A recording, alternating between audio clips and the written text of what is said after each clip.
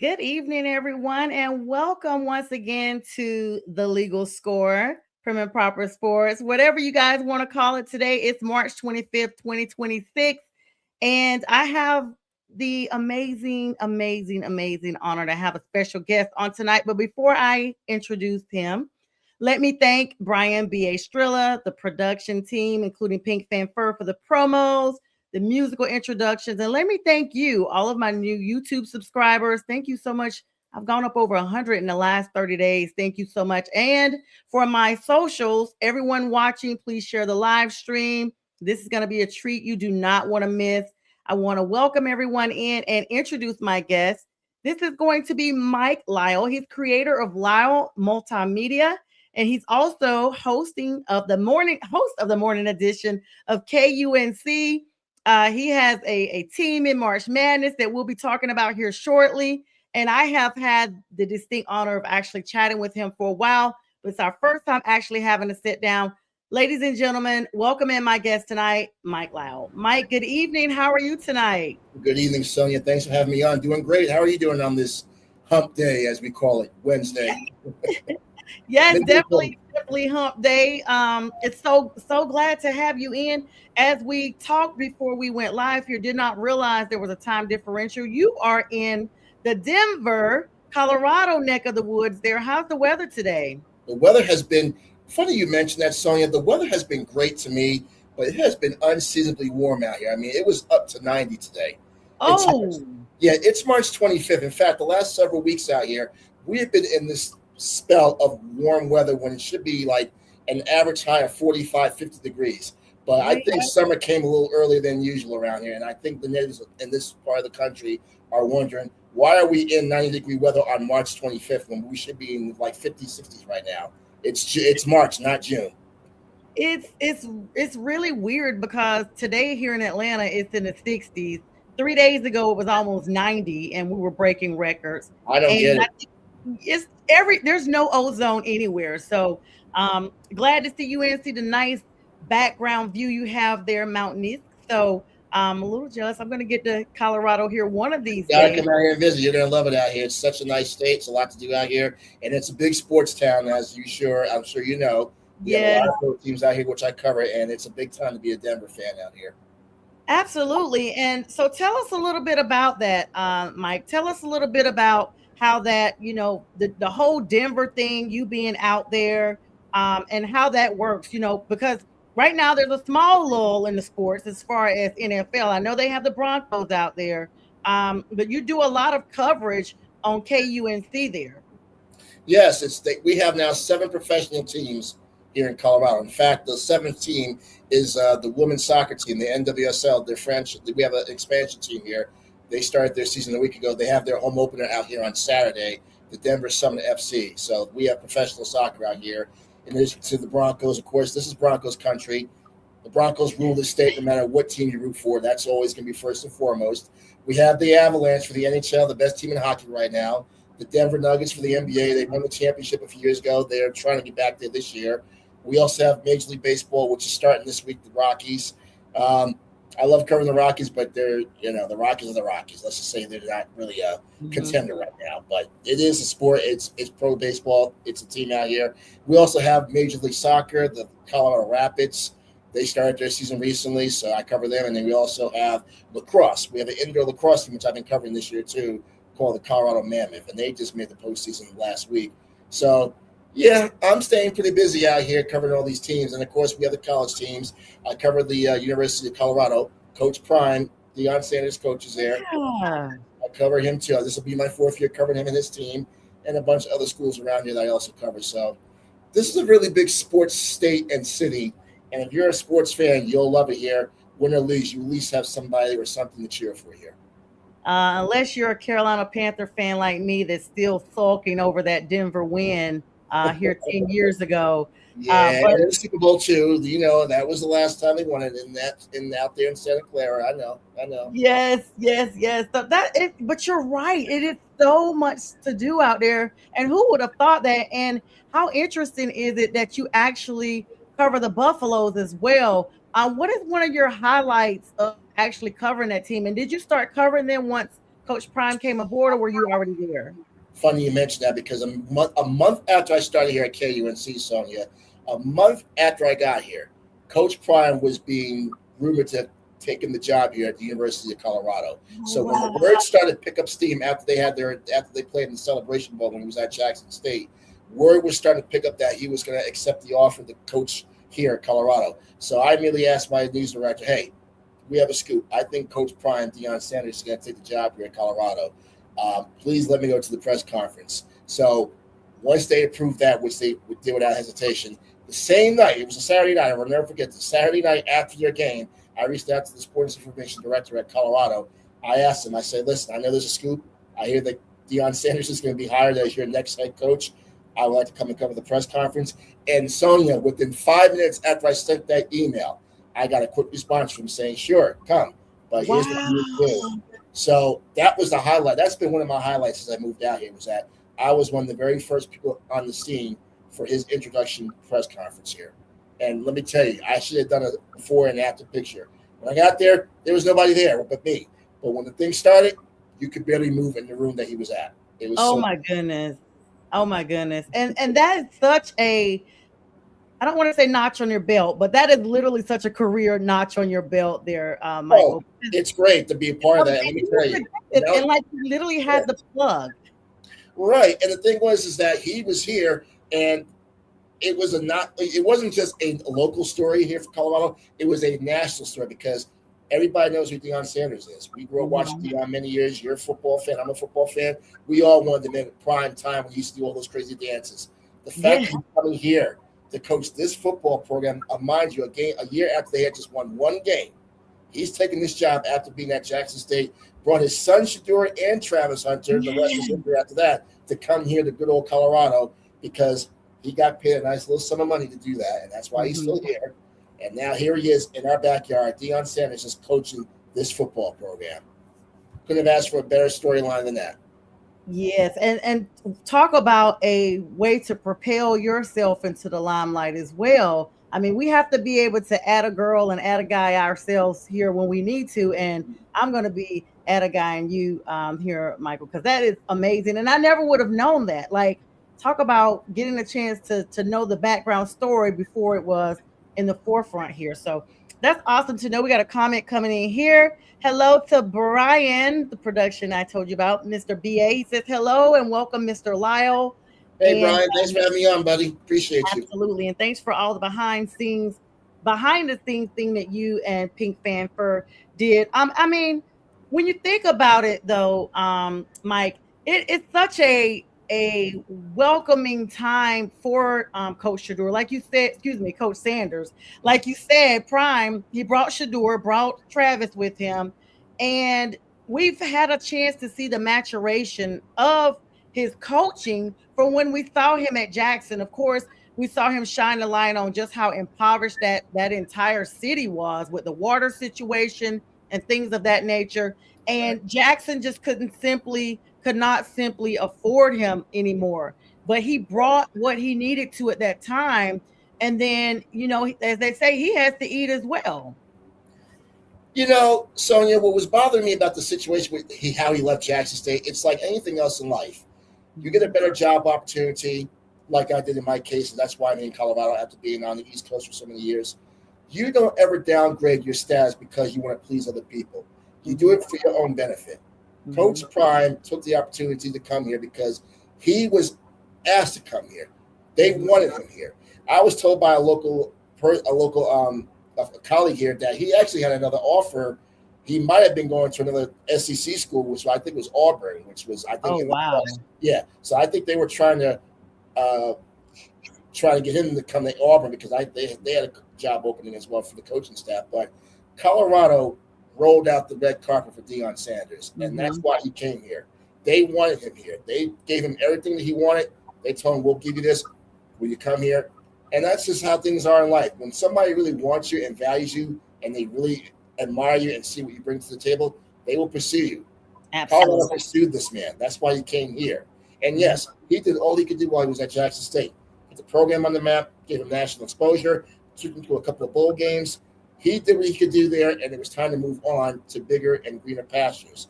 What was getting me upset was that some of the folks at Jackson State were kind of getting on his case about that. I'm like, well, if you had a better opportunity to make more money and get a better job, would you have turned it down too? If you're Coach Prime? I don't think you would. Right. You wouldn't. And we've seen in the NFL the influence that he has had and continues to have as the organization matures, as now we see Shador getting the starting role with Cleveland. I do want to talk about that for a little bit, That's but the Pro Bowl, by the way.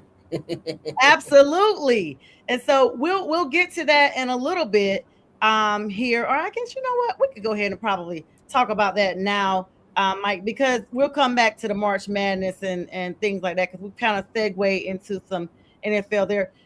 The Shador situation, from the perspective of us as fans, you as the media, things of that nature, not necessarily being a Cleveland fan, but just wanting to see someone succeed and knowing, what actually is going on.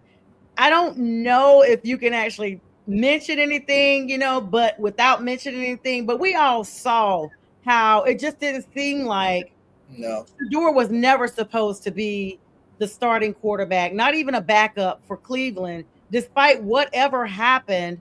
And once Kevin Stefanski was, kind of started to fizzle out and they knew they were going to pretty much part ways with him, they actually made the room for Shador because things were happening. And as we all like to say, God aligns things, the universe aligns things. So they happen the way they should. What were your thoughts as that process from the onset, from the draft up to where we are now? Shador had an opportunity. I didn't like the way the whole draft situation played out. I don't think many of us did. But eventually we kind of figured he was going to get drafted somewhere. I was like, this whole draft weekend cannot end without him being drafted. I mean, he had a draft rehearsal here in Boulder a month before he went to the draft. It was a weekend call, really hard to find. His father put on a draft day type of audition, and it was like a combine type setup here in Boulder on the campus at the University of Colorado campus, where local media like myself were invited to watch him and Shador and a few others perform and rehearse, if you will, like a dress rehearsal for any scouts that wanted to attend to see what he was about before we got to the draft itself.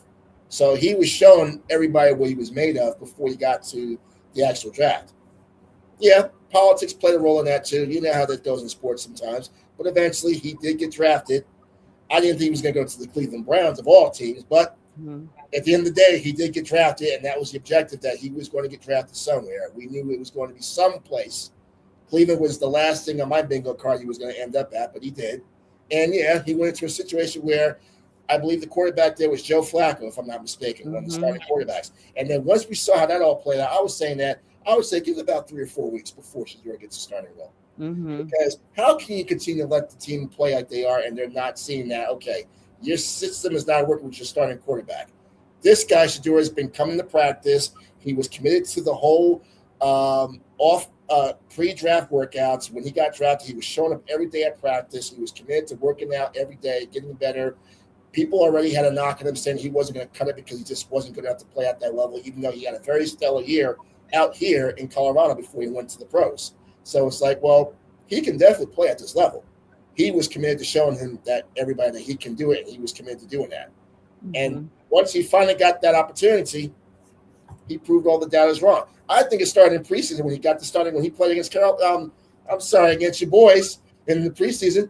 I said, what do you got to say about Shador? I don't care if that was preseason. Everybody's, that was a preseason game. So what? He showed you that he could play NFL football, and they won that game, and he was the highlight of that weekend. Shador Sanders lit them up, and he was responsible for if not all of their points, because he led those drives where they converted each time he was at the helm. And I was saying that, hey, at some point, he's got to be the starting quarterback for Cleveland. They just cannot continue to go with Joe Flacco, especially when, and they went to the other back. I was like, okay, when are you going to put this man out there now? It's like, you guys see it's not working. You're going to 6 weeks without him not starting. The team's going nowhere. The coaching staff doesn't know what they're doing. Kevin Stefanski's not doing the right job. It's time to stop playing politics. Get that man out there and let him show what he can do. And what did he do? They might have lost their first game. The second game, he beat the Raiders. Yeah, he balled out.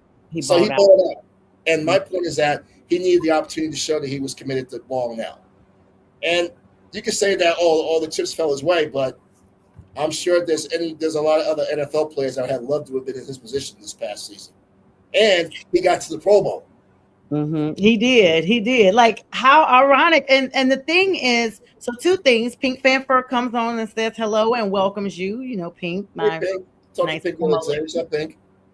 Absolutely. But you pointed out two things though, Mike, that I'm thinking about. Number one, um, everyone for Cleveland, and let's be clear, Joe Flacco has been that quarterback that has been called up a couple of times to come back from home to help teams get where they need to be. In fact, he was quoted as saying he was, PO'd as of late, that he wasn't given an opportunity to get back into the game, that no team has been calling him as of yet.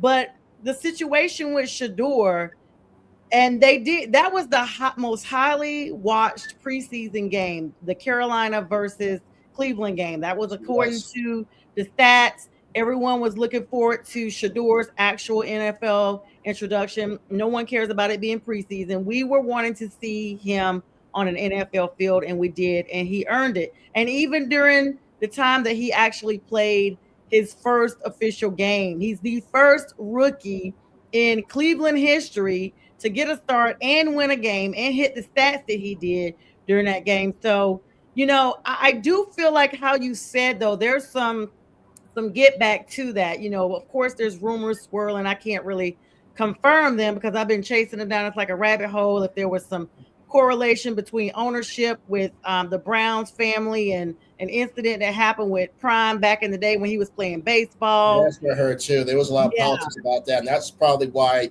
a lot of that was saying that was the reason why his draft status went down to the fifth round because of the Mhm. politics that went on behind the scenes. And they were saying that there was someone saying that Shador's interviews were not that great. He was kind of Mhm. flexing a little bit, and it was probably rubbing people the wrong way. And they were saying maybe his father was too involved in this process, but who would not want to see their father being part of their son's success right now? I mean, he again, I've had the privilege of covering Shador when he was out here for all 3 years. One of my Mhm. favorite players. I'm a big Shador Sanders fan. If there's any fan a fan of in the NFL, it's Shador Sanders because since he came out here, I have been a big fan of him from he came here to where he's at now. I have been rooting for him all the way to be successful because he deserves it. And he's young, but he still learned from his mistakes and he got better at them. And he's like I said, when he got drafted, he was already nose to grindstone with Cleveland. He was ready to go. He committed to himself. He worked out. He went to practice. He showed that he wants to be a part of this organization. And that's why all the good fortune is coming his way because he paid his dues. He paid his dues. People can say what they want about him. Well, he got this and all this happened, all that. Okay, but guess what, though? Stats don't lie. He earned that. He was out there when it happened. And whether you want to believe it or not, he had the right to be there. And if that was the case, then why is he there then? Why is Right. he? I will be honest though. I mean, I'm a fan now. I kind of was indifferent to begin with because I just was a little torn. You don't know what's real and what's not real anymore in this age with AI. And so I was seeing videos where, he was going to meetings and not taking ownership for, some of the losses they had. He was just basically, not really saying I or anything. He was just saying, basically the issues that were going on. And then there was another clip where he was basically like, I don't have to do this, that, or the third because do you know whose son I am? And then even during the draft itself, now this I know was not AI because I watched it. Every time after the first round, it became very apparent. Dion, Coach Prime, was live like during the whole thing. And instead of just, not like a be quiet, hush up, because that's what you're supposed to do, but instead of kind of just letting it see how it played out, he was starting to antagonize the draft process because he was just like, oh, we know what this is. We know, like every time a team passed on him, he was like, we know what this is, or this is nothing but the devil. And it was kind of antagonistic because in my mind, I'm like, okay, if a team was about to grab him, now they're like, wait a minute, this is what we don't want. We do want Shador, but we don't want the prime effect because the prime effect is too big for a rookie coming in. Dion worked hard, he earned that. He earned the respect that he has. Of course, as a parent, you want to transfer a lot of that to your children. But even when Shador was in at Colorado and he was, tweeting and things like that about his merch during halftime, and Tom Brady had to even say, hey, dude, you need to be looking at your playbook. You don't need to be out here trying to sell merch and things like that, because he too was, too big for the moment. And so I'm glad it worked out. I'm glad Shador is the starting quarterback. He definitely was and is an example of I told you so. Yes, And he so, is. yeah. And to move Kevin Stefanski to the Atlanta Falcons, who had one less win than he had in Cleveland, is astounding.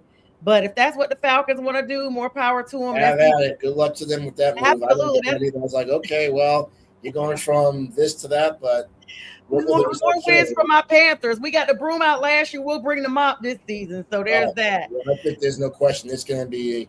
I expect that will be 2 wins for you guys right there against those boys. Yeah, we're definitely hoping so. So let's transition and definitely thank you so much for sharing that backstory. I'm always interested to know how things are. When people have the bird's eye view, and you actually have the bird's eye view and the whole view there. I'm in Colorado, so continue. Good luck to you there. Let's switch over to our big topic, March Madness. This is what we're here for, the crux of our show today. Yes. Structural and competitive evolution. Just a very big analysis as of now with March Madness. I mean, this is really big as we have a lot of teams, Michael, that have been eliminated, including Carolina, the Tar Heels, being eliminated after a 19-point comeback by VCU, the number 11 seed. And as a result, Coach Davis is fired as of yesterday as the Tar Heels head coach there after only, I think, 3 or 4 seasons. Yeah. Well, Carolina is like any other blue blood in college basketball, Sonja. You're getting paid a lot of money to win at those blue blood programs. Losing is never an option. I mean, you go to a high-profile institution like Carolina, you are expected to win, and you don't lose like the way they lost to VCU in that tournament. I mean, that's just unacceptable. And Carolina really had no reason to lose that game. They really should be in the Sweet 16 right now. But that's just the nature of the college sports business. If you're going to be coaching for a high-profile institution, then you're paying you a lot of money. That means you have one job: win and keep winning. Losing is just not going to cut it. That's like going to another blue blood like Kentucky or, they're gone now. I mean, these blue blood programs you hear about all the time, they're not even in the Sweet 16 this year.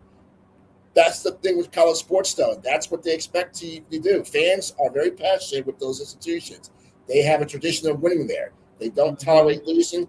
Hubert Davis is an alumnus of UNC. That's great. But at the end of the day, as you know, and this is what it's always been in sports, especially now in college with this era of NIL, the transfer portal, players getting paid now, they really expect these coaches that get paid a lot of money, 7 figures in some cases because of the institution they coach at. They expect you to win games and make tournaments and get to the Final Four, and most importantly, win national championships, because fans really, really, really go hard for their institutions that have been known for winning. And when you don't succeed at that level, you're out. We're seeing a lot of new things. You're in Georgia Tech. You so happy with yes. Former NBA star, was a great point guard for many years, but Georgia Tech said, yeah, you might be a great NBA player, but you're not translating that to wins at Georgia Tech. And, that's another institution out there. They're also pride in winning. They have a good history of success down there. If you're not winning games, no matter what your status is, you're not going to cut it. Yeah, you're not going to cut it. And like you said, though, we saw this in the college realm for the college football playoffs. We saw a lot of big news of big teams that we never saw. And I say big because they came up big. It wasn't UGA anymore. It wasn't, Alabama. Those guys were at home early. And so you get a chance to look at that and see what that is all the way around. And it's just like, okay, here we go. And this is what we're doing. And so, and then there's been a lot of close calls. My team, Duke, I've been a Duke fan since I was a kid. They've had some close calls, but they've been able to still pull it out and get it done. Well, Sienna gave you all a scare last week, didn't they? Sienna gave you quite a scare. Let me tell you, Sienna, I was like, what is happening? What is happening? They did not want to upset because then that would have been the second team to upset a number one team. I think in like No, the that'd be a third March team. That would be Madness the third. 13 Yeah. NCAA history. So, I mean, it's a lot going on right now. Of course, we're now the Sweet 16. Of course, Duke is still number one. They're taking the great Rick Pitino, who has got it number 5 seed St. John's to their first Sweet 16 since 1999. And this is going to be in the late night window. Two-time national champion Dan Hurley. Remember him? Bobby Hurley's brother, Oh, Duke yeah. put his Yep. number 2 UConn Huskies against number 3 Michigan State and the iconic Tom Izzo. If you recall, and this is what I'm thinking about when I saw that matchup, 2014, I was living in Connecticut at the time. That was their third championship they won that year. I'm sorry, that was their fourth year because it was their fourth championship. They actually played Michigan State that year when Kevin Ollie was the coach at UConn, and they had played that regional final at Madison Square Garden. And that was a year after UConn was banned from the tournament because their academics weren't great. The next year, they ran the table as a 7th seed. They played Michigan State and Tom Izzo at the Garden in Manhattan and beat them to get to the Final Four, and then eventually won the national championship. So I'm sure many UConn fans are thinking, deja vu perhaps this year. They beat them once before. Maybe they can do it again. And it's also in a neutral site on the East Coast in D.C., in Washington. So they're not too far away from Manhattan. So perhaps they have a little bit more of a fan base that's going to be, those UConn fans will travel down I-95 to D.C., and we'll sell those tickets and get those seats filled up. And it's going to probably be more of a pro UConn crowd, I think. Yeah, absolutely. And that's what I think. And then you got to look at, I honestly have Duke winning it all. But, all it takes is one slip up and your entire bracket is bust. And so I have them, but I saw a couple of other professionals out there that had Arizona as one of the teams that they were thinking is going to still sneak in. But the number 8 matchup here, number 2 Purdue versus Texas. Coach Sean Miller, he didn't look or sound like a coach actually, Mike, that believed that his team would actually make the Sweet 16 after the Longhorns suffered that surprising loss to Ole Miss in the first round of the SEC tournament. But he barely squeaking into the field of 68. Texas is the only double-digit seed left standing. So if you look at that, here comes Cam Hyde revenge game. Longhorns Jr. is wishing, and his junior wing or whatever is facing his former team after drilling a huge late shot to help Texas pass Gonzaga in the second round, which was another shocker. I remember Gonzaga being that nemesis from back in the 90s. Yes. And, here we go again. Yeah, I don't know what's going on with Gonzaga, though, because I still think they are just due for a championship now. I mean, they've been in this thing for so many years. I don't know. Mark Few has done a great job with that program over the years, but they are just – I don't know why they just can't get over that hump. I mean, a few years ago they got there, but they lost. It's just like they're almost like they're a blue blood. They didn't start off as a blue blood. There's a documentary out there now about the program, by the way, if the shoe still fits. I don't know if you watched it yet.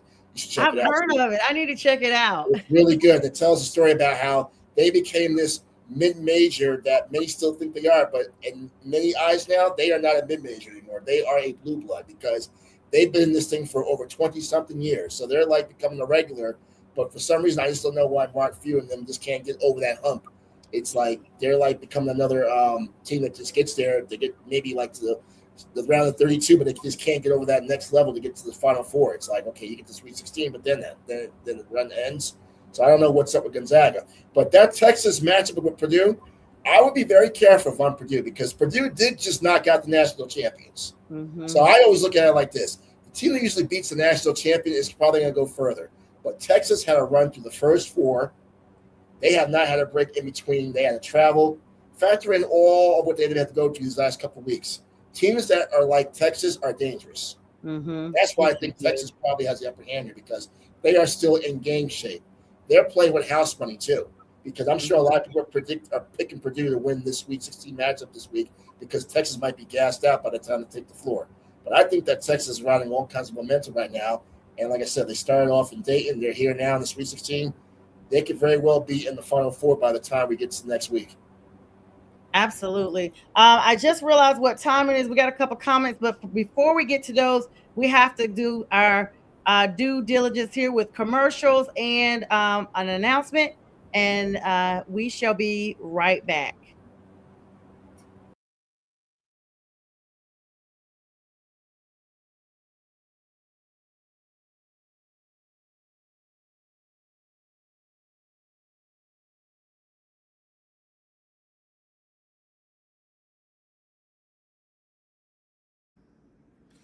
Hey everyone, it's Pearson. I'm so blessed to have been crowned 2026 Miss Jabberwock, and I just want to say thank you so much to everyone who has supported me with fundraisers or just donations in general and everything, including my parents and also Sasha for using her platform and also helping me as well. Just thank you so much. All glory to God. Thank you.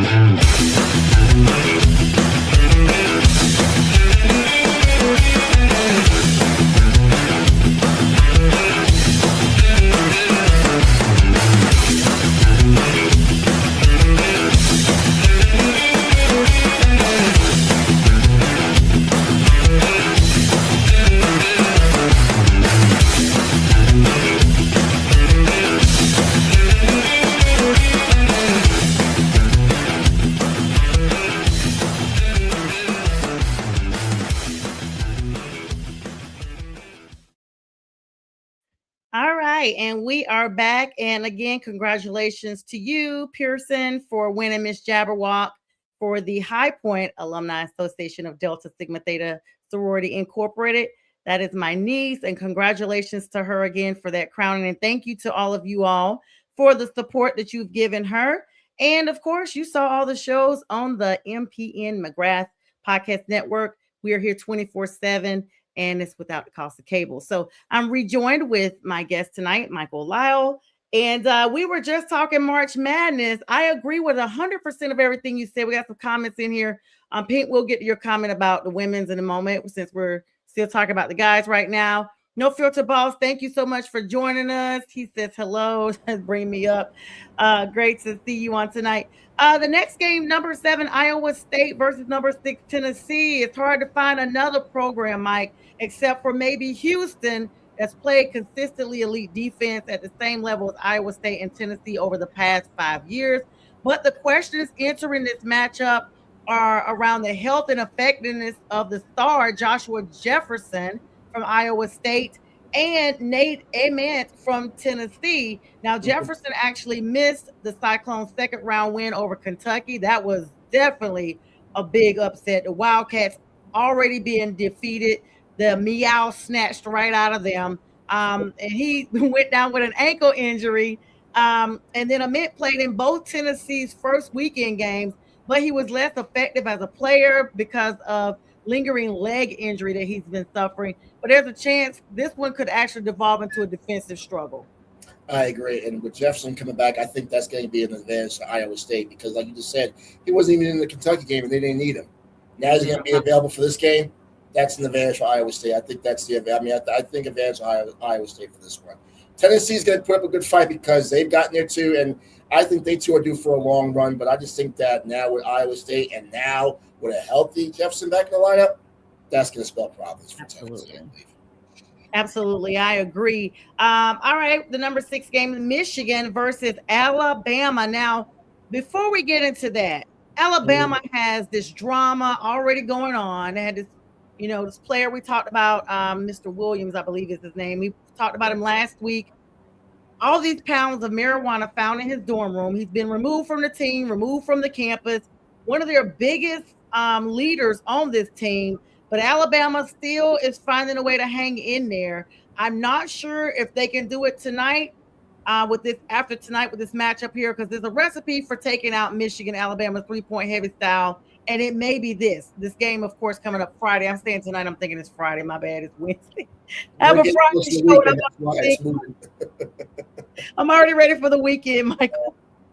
But it was Wisconsin both times. Only twice this season has Michigan's opponent made 15 or more 3-pointers. And both times it was Wisconsin. And the Wolverines went 1-1 of those games with a combined point differential of 0. Now, Wisconsin, of course, this team is ranked 4th nationally in made 3-pointers per game and 36.2% shooting. Alabama ranked 2nd at 12.8 per game on 36.1 shooting. So it's going to be even right down the middle there, Michael. But the Crimson Tide have made 15 plus threes on 10 occasions this season. And this is going to be an opportunity for them to see if they can, match up against the Wolverines and if they can splash a ton of threes, because this may be what the difference maker is in this game.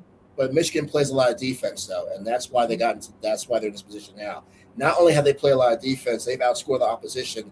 In fact, my alma mater, who they played in that first game for them was Howard. And even though we played them tough that first half, they came out the gate second half and started hitting shots all over the place. And it became a 4-point deficit. The 4-point lead became a 20-something point win. So they have played some very good defense these last couple of games. Defense wins championships. Mm-hmm. I do believe Michigan has the upper hand because, Alabama can shoot threes all they want to, but if Michigan can guard that perimeter and keep them from not making too many shots, and they can convert on the other side of the basket too, I don't see why Michigan can't be in the Final Four. I just think they almost have – it's almost like the Fab Five from the 90s. You remember those guys? Yes. They're playing like them. They're playing like them. They're playing just like they were, just like that crew, offensively and defensively. They just have the total package right now. They do. That's awesome. And let's put a plug in right now for your favorite basketball team, Howard. They came out the gates, and I actually was surprised to see them amongst the playoff contenders this year, Michael. I wasn't surprised because I've been following them. It's my alma mater, so I go to some of the games. I do manage to go back and forth to D.C. occasionally to go check out some games. And they were the best team in their conference all year long in the MEAC. I mean, they were the number one team. They were expected to win that conference and win the championship and get back to March Madness because they have arguably one of the better players in the nation in Bryce Harris, who is going to be a Hall of Famer one day for our university because he has really, really stepped up and brought this program back to prominence in Washington. I mean, 3 out of the last 4 years, and he has been one of the big reasons why they're there. And the interesting side of that story, Sonja, is that as good as he is, he could have easily gone into that transfer portal or maybe with NIL or somewhere else. But there was a story about this they mentioned during the games that he committed his entire career to Howard, a mid-major program in Washington. But the culture there, he was happy there, they embraced him there, and he turned out to be one of the best players in that conference and the best player in the program's history and bringing us 3 conference championships, getting us back to March Madness. And this year, they won their first ever tournament game in program history. They beat UMBC in the first 4. And he hit the big shot in that game to win it. So, no, this has been a banner year for Howard. And I was, as an alumni, I was so proud to see them doing this. And before he even got there, they were just a doormat in the league. They were never, ever one you could talk about. They were ever the place. But here they are now, 3 out of the last 4. They're starting to become a regular. And that's what you want for these small schools that get into these tournaments. That brings a lot of revenue to their university, to the conference, not just the national exposure. So, and then they played Michigan, like I said, very tough. They were only down 4 at the half in that game against Michigan. So I'm thinking, you know what? Why not us maybe be another 16 that could be a number 1? Eventually, Michigan, as I mentioned, they start hitting the shots, 3 points. They were playing defense, and we ran out of gas. But to get to that point and to show that we can hang with those Power 5 schools, that's a testament to what they're building in terms of that culture in DC with my alma mater, and I just couldn't be more proud as an alum to see what they're doing. And I think you're gonna start seeing them as a regular, I think, in this tournament because they're just that good. That's absolutely amazing. I think with a little bit more conditioning, they will definitely be able to go the duration with these big league teams. And you're right. They looked like they were formidable the entire first half. And I almost feel as if it's just they ran out of gas. They gave everything they had in the first half, and they just didn't have it in the second half. And because this is their first appearance, to this stage at this point, they're not used to that level of playing right now, but they will be back. I have no doubt about that. And they have a very good coach, Kevin Blakeney, who actually played at Duke, and he has a really good connection to the Duke program. I mean, they show him at Duke all the time. Mike Krzyzewski gave him praise before the tournament, and he told him that they support each other. He said, "Coach, go out there and get that tournament win. get to March Madness, represent the Duke family too. And he's been doing just that. And we're happy that we have him here in Howard. And I think with him in charge, we're going to see some more championships. I think we're going to become a regular. I'm excited about it, as you can tell. I love that. And of course, Howard is the home for the D9, most of us anyway. And the Mecca, the real HU. I got to throw that out there. I got to just throw it out there. We're the real HU. We're the Mecca of all HBCUs. Yes. I got real HBCU. All right, moving on to number 4, Nebraska, still hanging in there against number 9, Iowa. Old Big Ten West football rivalry taking place here, Michael Stage, in college basketball. This is a plot twist no one saw coming. Nebraska is actually making its first ever Sweet 16 appearance, and Iowa is here for the first time since 1999. The rarity of this moment for both programs, combined with their neighborly dislike of each other, they are neck and neck right across the border there, makes it a must-watch game for high-intensity vibes as well. Maybe the Cinderella situation may not be just alive yet, but the next best thing is on display here amid these two runs from two programs with little hoops history, like for the title. They're just coming in.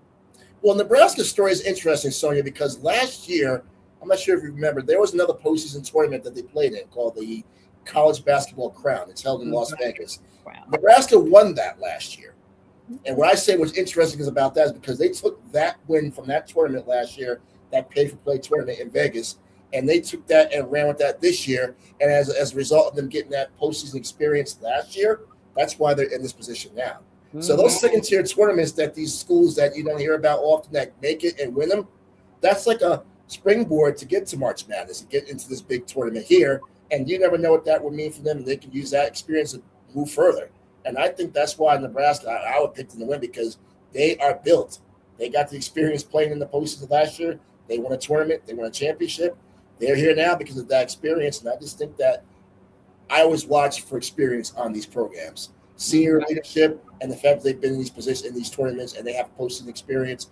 That's why, yeah, Nebraska's a football school, but they're becoming the basketball school now. And a win here would make that case even more stern that, yeah, this is now, and not just volleyball too, by the way, because Nebraska, they have a big volleyball following out here. It's really, I don't know if you've seen it on social media. I saw some stuff. Stadium. Yes. So football and volleyball are the big things at Nebraska, but a win this weekend will make them now a legit basketball school as well.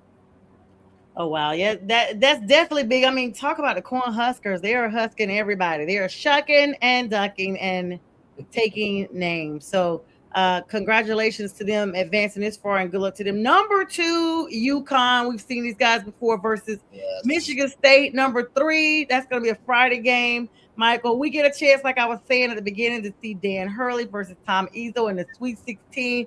This is a run back for them. This is the right to face Duke or St. John's in the Elite 8 is a gift. East Region is so good, though, Michael, that it's going to be regarded as an excellent Final Four. They're already putting it out there, both from a basketball perspective and from a storylines narratives perspective. Michigan State has an edge at the point guard with Jeremy Fears Jr., but UConn has a more play matching elsewhere on the perimeter, because when you look at how the matchup is going down with them, it's going to be a battle between Alex Karabin of UConn and Jackson Kohler of Michigan State. So this is going to be, I'm looking for a lot of points on the board on this one, Michael. I am too, and I'm also looking forward to UConn, of course. I'm sure my bias from Connecticut. I do want UConn to win this game because I think they want that rematch, and I'm sure they're probably thinking that now as a storyline. UConn wants that rematch with St. John's because they lost the Big East Tournament Championship. They got blown out. They got whooped by St. John's in that Big East Championship game. Yeah. So I think UConn will want nothing more. Dan Hurley, especially knowing him, will want nothing more than to get another crack at those boys for the East Regional Final to go to the Final Four. That would be the icing on the cake if they can get there and then win it, because then that would be the game that matters the most at that point. Because now we got the team that we wanted to beat in our conference tournament, but now this is going to go to the Final Four. I would think the storyline is going to be that UConn versus St. John's Part 2. This time though, it's in DC again. I still think a regional site a neutral site is going to favor UConn more because their fans are going to take over DC this week, and I know it. Yeah, they really are. And then if you think about it from that perspective, DC is just going to be really busy anyway. Yes. It's always busy, but when this time of year, they don't call it March Madness for no reason. No. And Razorback star Darius Acuff Jr. is mounting a late charge for National Player of the Year. I'm talking about none other than Arkansas, number 4 versus number 1 Arizona. Our next matchup for Thursday night at 9:45. The NBA mock drafts have just put his name at the top repeatedly as one of the top draft picks. Arizona's Braden Burris, of course, is also more low profile compared to him, but he's also projected to be a first round pick in the midst of a great freshman year. I mean, they're a little ahead of the game, but hey, who knows when you come out into the league, there, Michael. But Malik Thomas and from Arkansas and Arizona's Jaden Bradley are also those fearless shot takers. The Wildcats are markedly more rugged inside, but Arkansas has a cuff, and this should be a fun matchup. Watch for offense in this one, I think, because those players you mentioned, offensive studs. This might be a high-scoring game. I don't think we're going to see as much defense. I think you're going to see it probably in the 80s and maybe even 90s if they can really go out there and put on a clinic with their shooting. And I think this is going to be one of those high-scoring affairs. But I'm going to put the edge towards Arizona because I just think this is more of their backyard. This playing right into their hands. Arkansas is a great team too, but Arizona has been on this stage before, and I think they're gonna take advantage of this being on this stage now. I think favoring Arizona. Yeah, and they have probably not by a lot. High scoring, yes, maybe by 4 or 5 they win by though. I think it's gonna be a close game. There's some people that's thinking, some mock drafts out there, mock brackets, I should say, have Arizona taking it all. Which leads me to the next game here. Kevin Sampson's Houston. Kevin Sampson, alumni of my alma mater, University of North Carolina at Pembroke. Head coach there of Houston. We've seen them the last couple of seasons and in several heartbreak situations. He's back again to run it back as the number 2 position this time versus number 3 Illinois. That game is Thursday at 10. And Houston's, with Ken Palm is number 4, while Illinois is number 6, which means actually the 2 of the 5 best teams still remaining, Michael, are in the field or squaring off earlier than you would think, especially with it just being a Sweet 16. But a matchup like this is the upside of some big weekend action as we get 2 projected lottery pick guards going head-to-head in Kingston Flemings from Houston and Keaton Wagler from Illinois. It's going to be a multi-dimensional offensive prowess. When we look at offense, it's going to be the highlight, the creme de la creme. And let's not forget, Houston is known to be ferociously defensive. And like you said, defense wins championships. I'm thinking that Houston is still going to pull this one out, but this environment is going to be electric, Michael, especially since the Cougars are playing in their home city. And that right there is why I am going with Houston as well. You just said it. Home court advantage, yes, it's a neutral site, but it's in their backyard. The fans will be there. You can't bet against Coach Sampson either. Don't forget, after what happened to them last year, they are hungrier to get back to the Final Four and this time win it. Florida's not in their way now. Now they have a legit chance to get there and probably take this thing. So I'm going with Coach Sampson, and like you said, I'm going home court.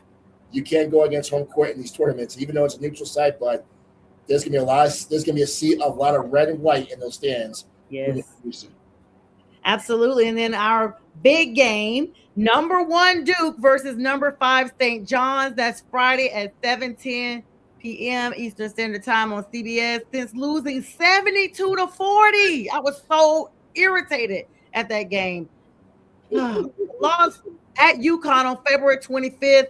St. John's got blown out by them. They've operated as the second most efficient team in college basketball. It was like it was a learning lesson for them. But the Red Storm are on a tear that even Duke may struggle to stop. The Blue Devils own the nation's longest winning streak at 13 games. Yes, but even they haven't been at their best during the postseason. We got a couple of injuries. Seems like every game somebody's going down with a hand or an ankle or something. But this cross-generation coaching battle, though, Michael, 73-year-old Rick Pitino versus 38-year-old John Shire is one that's going to be appreciated because it's almost like teacher teaches student, but student teaches teacher later. Shire wasn't even born when Pitino led Providence to the 1987 Final Four. He wasn't born when Rick Pitino was coaching the NBA, too, by the way. Yes. Okay. It's funny you mentioned. I was watching Blue Chips the other night when he was coaching. Yes. It's like how can you go against Rick Pitino and what he's done for college basketball?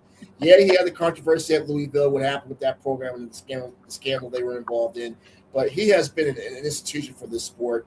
It's hard to bet against Rick Pitino.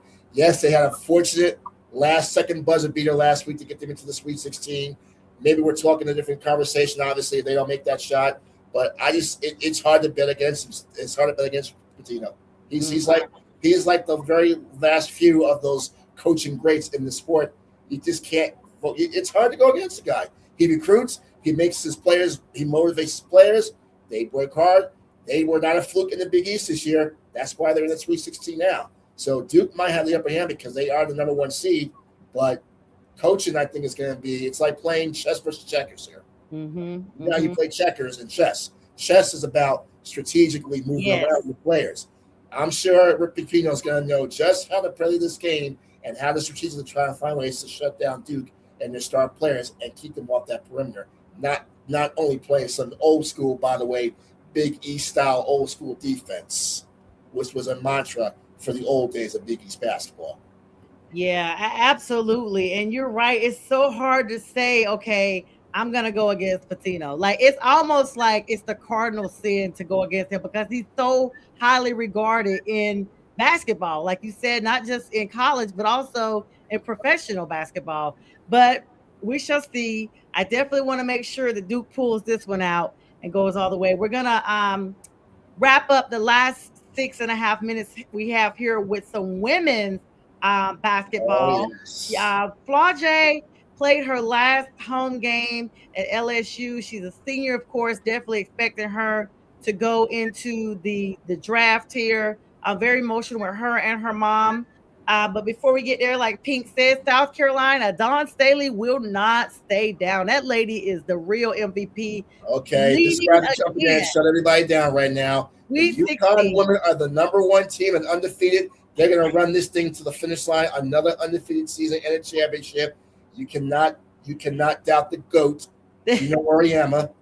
GOAT, and I did mean that. And I love Dawn. Dawn's great. She's always going to be right up there with us. She's from up that way. Understand that, but let's not forget though, this whole era started with Gino in those early in the early 90s. It all started with Gino.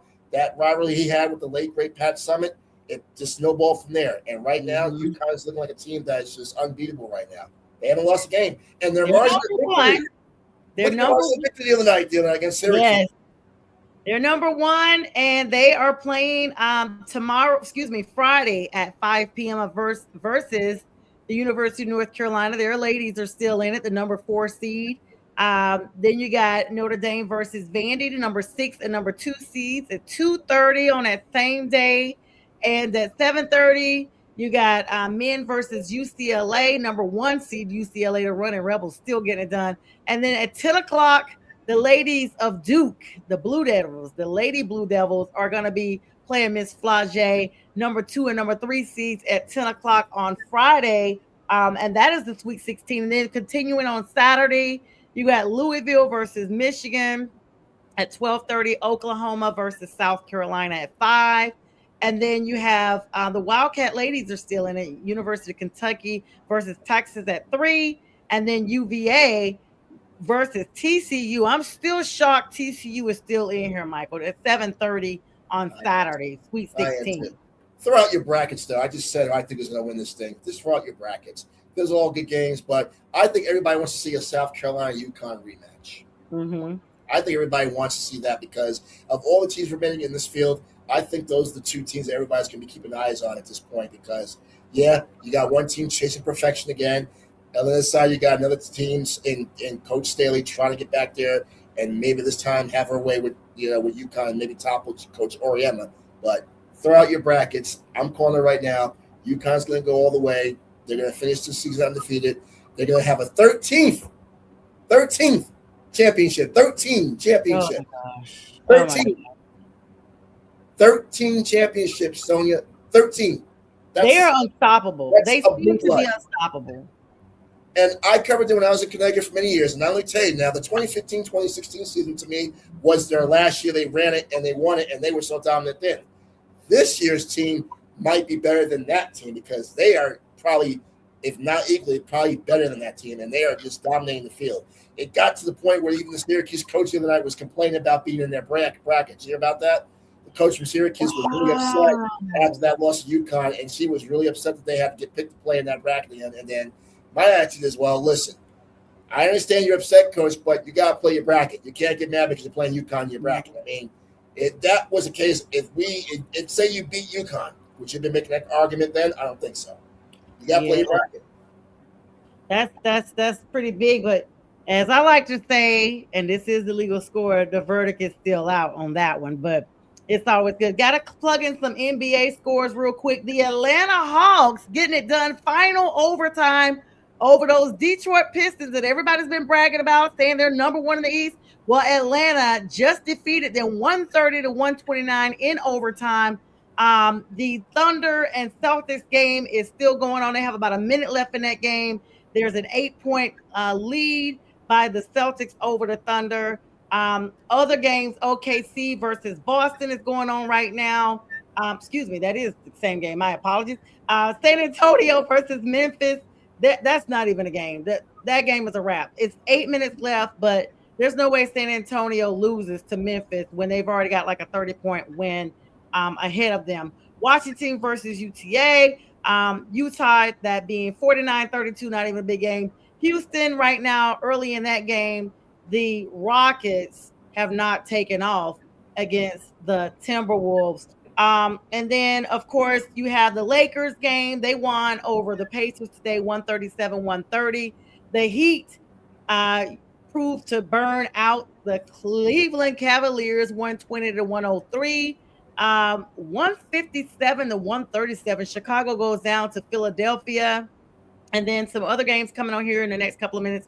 Dallas versus Denver and Brooklyn versus Golden State, as well as Milwaukee versus Portland and Toronto versus the Clippers. Those are the West Coast games out there.